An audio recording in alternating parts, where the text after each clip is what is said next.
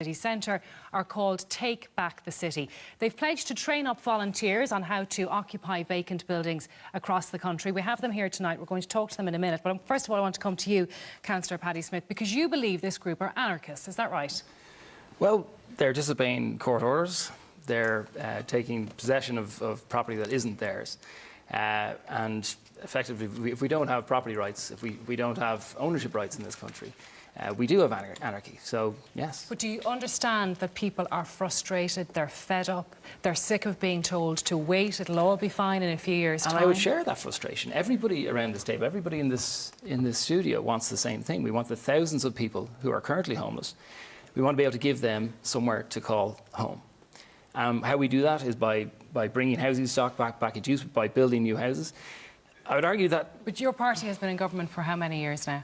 Since 2011. Right, and so here we are, well, 7 years down the line, and we're still being told to wait. I would argue that let's say, Dublin City Council spending years in court CPOing old Georgian buildings, and then another few years and a lot of money renovating and bringing them up to spec. That is not a very efficient way of getting people housed. We could CPO every vacant Georgian house in the city tomorrow, and it would still be years before a single person will be housed. So this is a distraction. Other councils are CPOing successfully. Louth CPO'd 60 properties, for example. So what's the problem with Dublin City Council doing it successfully? Well, it's a lot easier to buy houses with a willing vendor. So, you know, we are bringing more houses into stock. More social houses have been built than last year. More social houses will be built next year. The trend is very much on an upward trajectory. So people want to say, well, look, you know, what the people are doing here is highlighting the fact that we have a housing crisis. There isn't a single person in this country that isn't aware of the fact that we have a massive housing crisis. So, Aisling, all they have achieved is they've wasted Garda resources. OK, so you're wasting Garda resources, Aisling, and we all know there's a housing crisis, so you're not really highlighting anything that we don't know about. That's what he says. I think with regards to, I suppose, the movement, like it is an umbrella group or an umbrella network, there is 18 groups involved. The direct action that we're seeing in the media of the occupations, it is just one action. There are all of the 18 groups, I suppose, do other actions that don't get as much publicity, that don't get as much media. Things like support groups, to have a consistent space for tenants, to have a consistent space for people in emergency accommodation and council houses to actually check in if they're having issues, that there is somebody there. OK, but the headlines are all about what happened last week and the occupations, and he says you're just breaking the law and wasting Garda time. What do you say to that?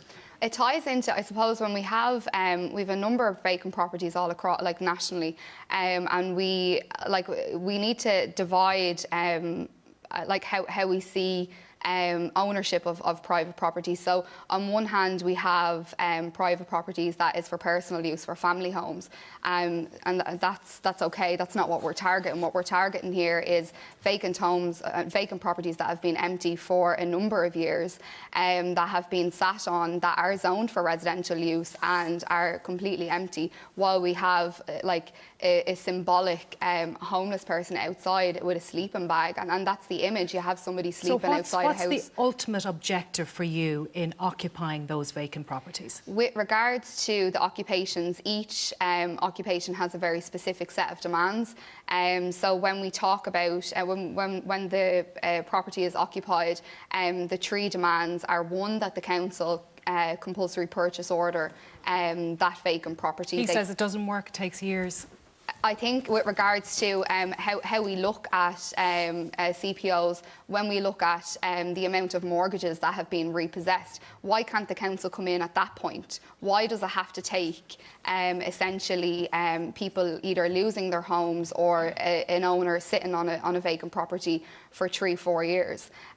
So that would be one demand, is the CPO, and then the second demand is that we are calling for public land for public housing to be built on public land, and public land remain in our ownership. Is that not what we're seeing, though, happening with the Land Development Agency, the announcement made last week, that is going to happen, that all we have to do is wait?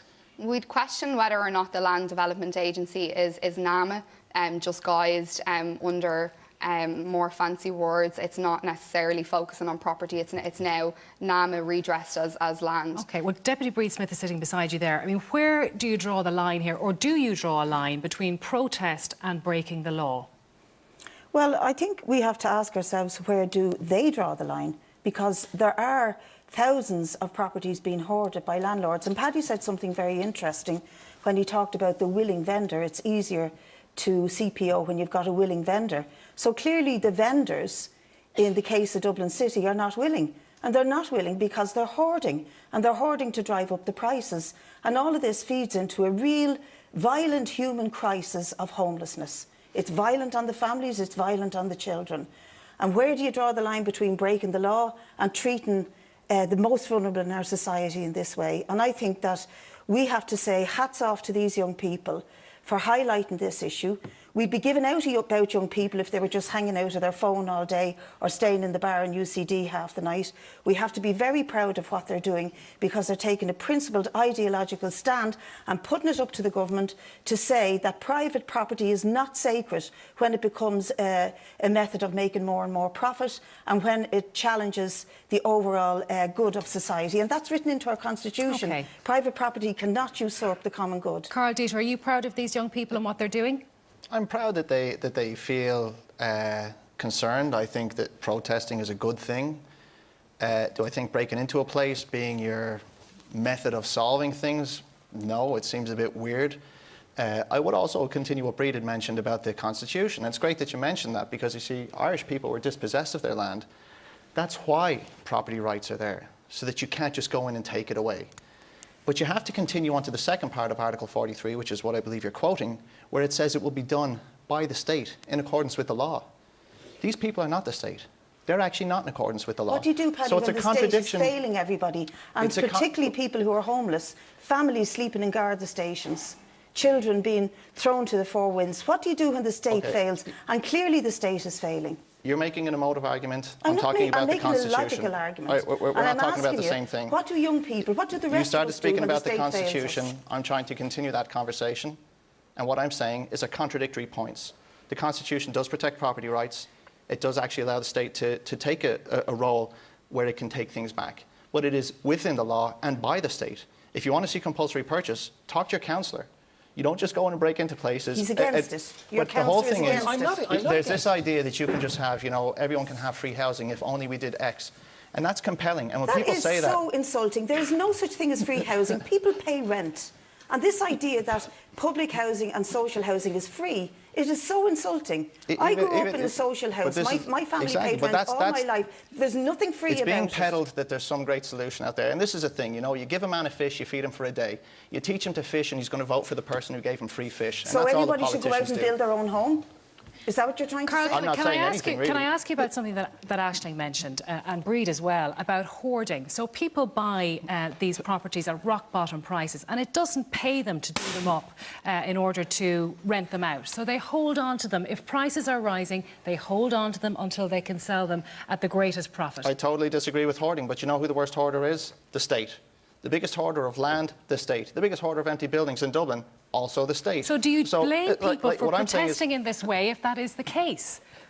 Well, they went into a commercial building. Like, if Owen Murphy woke up tomorrow and said, I'm going to solve homelessness by putting you into similar buildings, there'd be an outcry of how inappropriate it was. If the place burned down, everyone would blame the person who owned that property for what a disgraceful thing had happened.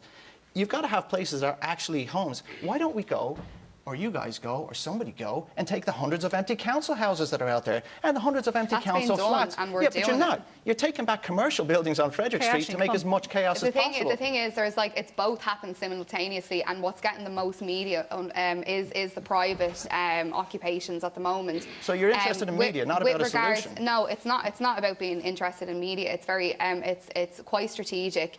Our first occupation, and indeed the second occupation, had very grey. I suppose, like there was not necessarily a solid, conclusive owner down as a home as the registered owner. So and what we have in Ireland, essentially, you don't have to register your property for 2 years. So what we have in Ireland is owners of properties bouncing properties from family member to family member, friend to friend, and on paper that looks like that property has sold, when in reality it hasn't sold, and they're trying to hide the home ownership. So when an occupation is happening, if that owner wants us out, it's quite strategic in the sense that they're going to have to put themselves down as the person who is the owner in order to take it to court. How many state properties have you taken? So far, this is our third occupation. Okay, how many state-owned properties have you taken? State-owned properties, like from the point of me. Out of the three, how many are state-owned? There is individual groups within Take Back the City. Take Back the City so far has supported 2 emergency accommodation occupations and council occupations. With regards to DCHA and North Dublin Bay, they have you're talking upwards of 20 evictions basically just on council houses. OK, let's have a look at a poll that we did today. We asked 1,000 adults on our Morg smartphone panel the following question: do you support the Take Back the City group in their illegal occupation of vacant buildings? Let's have a look at the results. 37% do support you, Aisling, and the Take Back the City group. 45% say no, 18% don't know. Now, Paddy, 37% is a fairly sizable amount of people. That's a cross-section of voters. It's a reflection of the frustration that you mentioned earlier on. And I've no doubt that the protesters, or at least most of them, they're heartfelt and they're doing this for the right motivation. Okay? We are in unprecedented times. We have a massive crisis, and clearly we need to muster the resources of the state to solve this problem. But it is not for the lack of wanting to do so. It's not for the lack of the people in the housing department, not pulling the right levers and not turning the right knobs. Okay, it takes time to get a construction industry which is completely decimated during the downturn. It's about pushing the whole agenda for housing into the private developers and the private builders, because even if you look at the latest initiative that Owen Murphy announced, and you asked Aisling the question earlier on, actually, on principle, it looks great, but when you break it down, 60% of public lands will go to private developers to sell private homes. Brid, and the this councils is no the longer problem. have the ability to build. I'm not saying about build. You can use private builders, but you build public housing and affordable housing on public lands. Today, NAMA have put up John Plair's site for sale. That is a site that we, the people, bailed out when the crisis hit, because we set up NAMA to bail out these developers. And it is up for private sale, instead of it being taken over for public and affordable housing. It's a huge site off the south side. I want to bring in some members of It's disgraceful. Where's Aaron Nolan? Raise your hand there, Aaron. Hi, Aaron. You're with Take Back the City as well, is that right? Yeah, indeed, yeah. Do you hear what Paddy is saying? That, look, it's a noble aim, but actually you're not going to achieve anything, and we're doing what we can. It will happen in time. I think that the direct action that we're taking, I think there's value in taking direct action. You can see throughout history that sometimes there's laws in places that people just have to challenge. Usually most social change of relevance has come from people from the bottom up challenging laws and power structures. I think in the case of Take Back the City, we wouldn't be here talking about this issue in the manner that we are if we hadn't taken the direct action that we have taken. And I think what we're trying to do is to open up a national debate and spark a kind of national movement of these kind of occupations and actions. OK, Aaron, we have Joe Doyle here as well. Joe, you just raise your hand there. We'll get the microphone to you. You're from the Residential Landlords Association. Yes. How do you feel about Take Back the City? I think these people, and look, if I can start off by saying, like, I come from a social housing background. You know, all my friends, family are still in it, so I see what you're doing there, but I just think you are taking action, which is great, but I just think it's the wrong way to do it altogether. What's wrong about it? Well, they're occupying private property. You know, like, anytime I see something like this going on, I just see divisiveness. But this problem's not going to be solved by this divisiveness. I think this man just came up with a great point there. Why aren't you occupying the state-owned property, you know? We're just seeing a statistic there, there's 37% of the people support you. I guarantee you that would at least double if you decided not to go near any more private property and made it publicly known and went after the state-owned property, you know, to a point where you are... But Joe, can you see the frustration when people see perfectly good houses in the city centre, vacant for years and years and years, and people sleeping on the streets, students unable to get 100%. accommodation, young professionals unable to get accommodation? People are fed up. But is it not for people on this side of the table in government to do something to ensure that properties aren't unnecessarily left vacant? for extended periods of time. That's the point of the protest. And Joe, in fairness, Of course, but you can't. But Joe, Where do we draw the line? in fairness, where do we draw the line? in fairness though, Take Back the City is actually supporting at present a family out in Coolock, and at the moment they're occupying a council building. Like, where is the media on that? Like, we're trying to push media and they're not biting. Do you know what I mean? These actions are being done. You have your but attention now. unfortunately, it's the private rented that is getting all the traction. Now, for us, we're supporting all occupations, and we're asking people who are like on the waiting list, who are waiting years, who are in private rented. Like, we're calling out to everybody: go forth and occupy. Like, if the government won't supply, we'll occupy. Okay, we have Norma Burke here. People will perhaps know you as Bunty Twuntington MacFuff. I hope I'm getting that right. You went into Dublin City Council and sought a nomination to be president. But you were at the protest last Wednesday, the Take Back the City protest. Why?